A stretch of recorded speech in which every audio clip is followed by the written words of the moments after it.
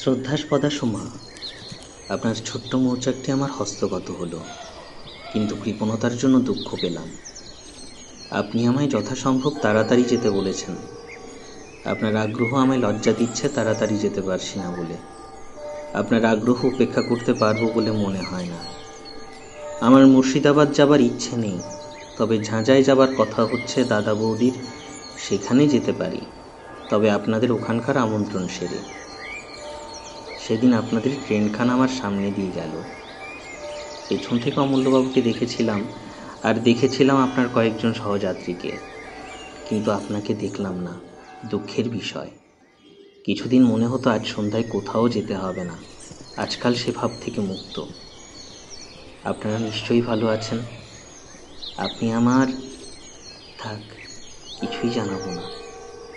এমন একজন যে আপনার বাবা হতে পারবে না, কারণ তার বড় ভয় পাছে সে বাবা হলে বাবার কর্তব্য হতে বিচ্যুত হয়।